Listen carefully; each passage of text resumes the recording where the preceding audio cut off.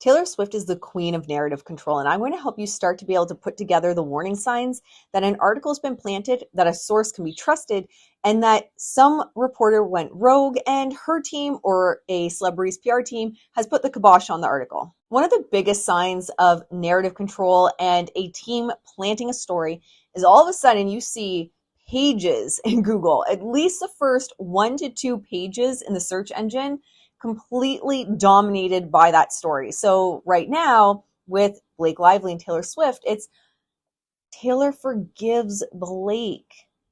They're all good. That is dominating the headline. And it's always very similar headlines, very similar pictures that are used, and very similar stories. And it's because the narrative has been fed to those platforms. When that happens, you can all but guarantee the source is the PR team of the celebrity. Now, how can you tell when a story goes rogue, it's not approved by a PR team, and maybe even the PR team is getting involved to try and get rid of it? This one, I saw it today. I clicked on it. I go, that is not the original headline to that. That is not the original one. So I go to the Wayback Machine and I was able to find it for you guys. And the original one was the Karlie Kloss girl on girl gossip that got too hot, tells you everything about why Taylor Swift is really now in hiding.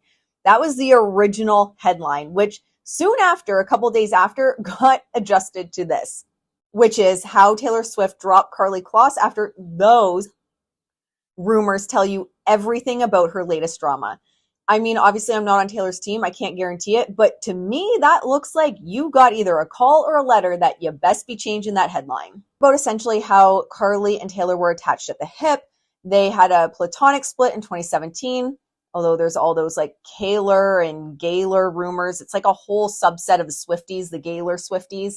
While the girl-on-girl gossip was impossible to prove, Kloss's falling foul was pretty on brand for petty Taylor, who seemed to cut the stunner loose when she no longer fulfilled Swift's publicity needs. To then go on and say, and then there's model actress Jamie King. So they keep going on to prove their case. The mother to Swift's godchild, Leo, just dramatically lost physical custody of her 2 young sons over her ongoing addiction issues. It's a sordid and sad affair, so where is Swift's sisterly proclamation of undying devotion when King needs it most? The Ice Queen turns extra frosty when you fail to stick to the perfect script. Why is she now allowing the story of her own vanishing act to become so unruly?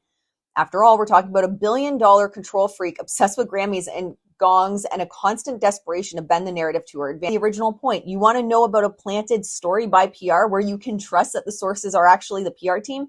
The story gains traction, and all of a sudden everyone has the story with similar headlines, similar content, similar pictures.